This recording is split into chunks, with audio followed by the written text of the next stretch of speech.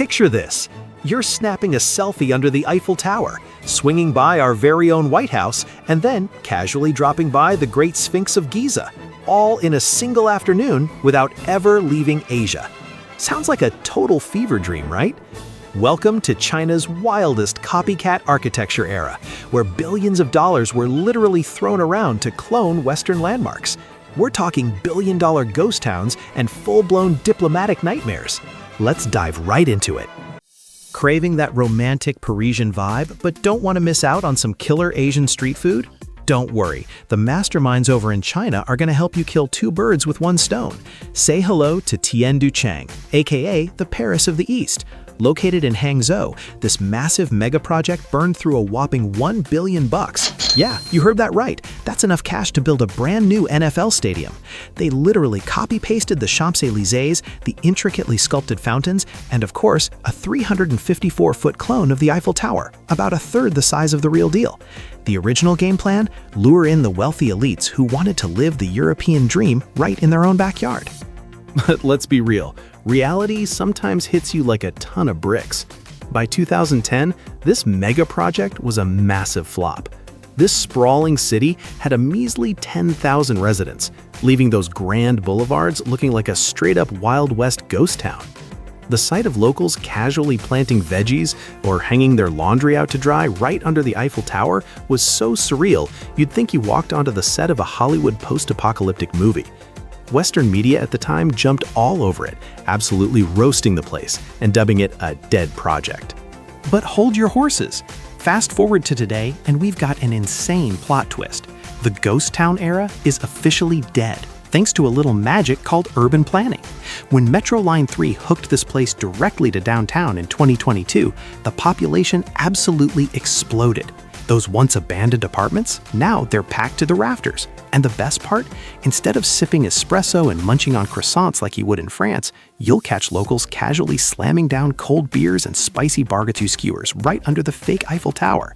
This wild mashup of grand Western architecture and loud, vibrant Asian street food culture is honestly just mind-blowing. Okay, if you thought cloning the Eiffel Tower was peak insanity, our next destination proves that the classic American philosophy of bigger is better is alive and well in China. Next stop, Suzhou. Here's the deal.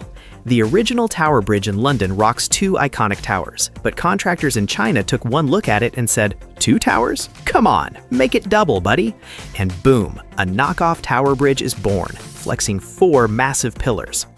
This project chewed through an $11.4 million budget, roughly the price of a swanky penthouse in Manhattan.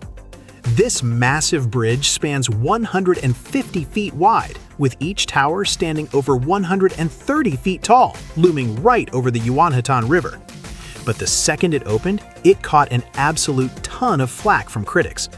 They argued that Suzhou is literally known as the Venice of the East, with its own massive architectural history. So why rip off a random foreign landmark so shamelessly? But guess what? The locals are absolutely obsessed with it. Truth be told, the craftsmanship isn't half bad. Now, this bridge has practically become the ultimate holy grail for couples shooting their wedding photos.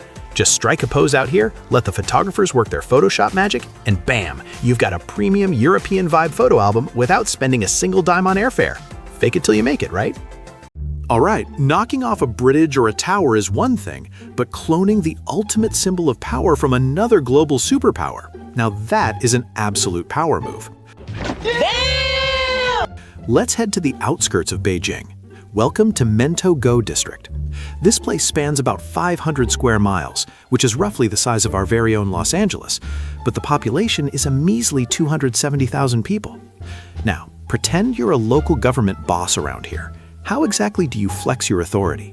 Simple. You build yourself a giant knockoff Kremlin just to keep up with the Joneses. Over in Russia, the Kremlin is the geopolitical heartbeat, the place where President Putin makes world-shaking decisions. But here in the Beijing suburbs, this ultra-luxurious palace complex with its gleaming golden domes and pristine white walls isn't hiding any nuclear briefcases. Nope, it's actually the headquarters for, wait for it, the weather forecasters and the Forestry Bureau. You bet. The guys predicting if it's going to rain tomorrow or checking up on tree health are literally clocking in at a building that looks like a straight-up James Bond villain's lair. If the Chinese masterminds dared to basically kidnap the Kremlin and drop it in Beijing, then naturally our ultimate symbol of power, 1600 Pennsylvania Avenue, definitely couldn't escape their radar. In fact, they have an absolute hardcore obsession with the White House.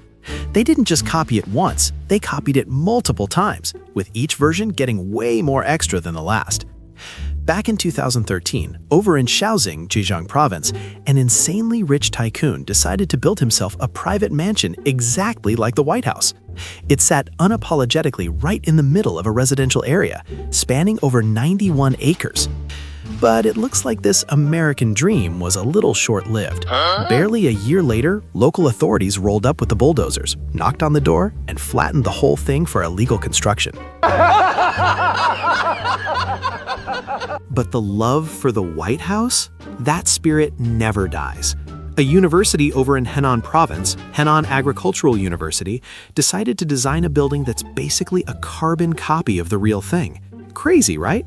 Just picture yourself hauling your backpack to an ag science class, but you're walking into a building that looks like you're about to have a cabinet meeting with the president.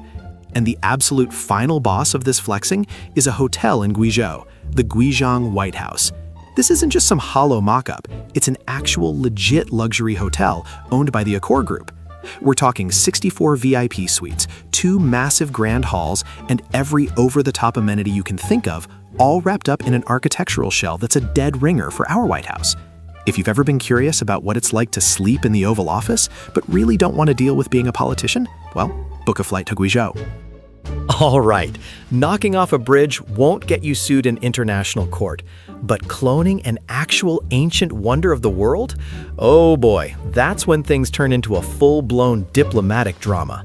Back in 2014, a 1-to-1 scale replica of the Great Sphinx of Giza just randomly popped up.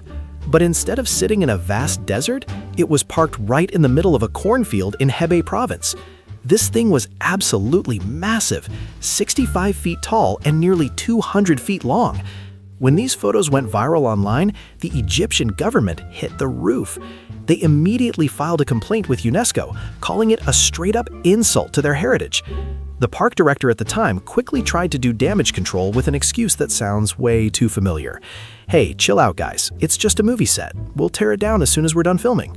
But here is where the plot twist gets absolutely hilarious. 2 years later, in 2016, they actually kept their promise to dismantle it by literally just chopping off the Sphinx's head and leaving the massive body sitting right there in the dirt. But wait, it doesn't stop there. By 2018, for whatever reason, these masterminds brought the head back out and slapped it right back onto the net. This time, Egypt was completely done playing games. They officially knocked on the door of the Chinese Foreign Ministry, demanding they shut this clown show down permanently.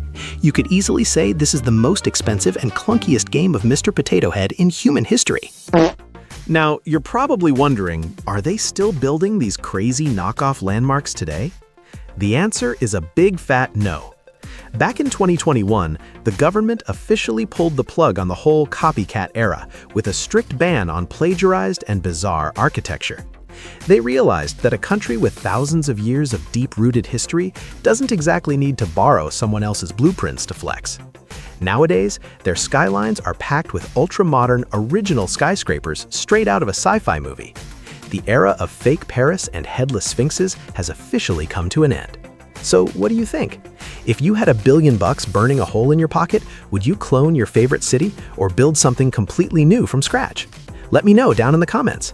And if you enjoyed this wild ride, smash that like button and hit subscribe to join KNOWTERRA in uncovering the most mind-blowing facts around the globe. Catch you in the next one.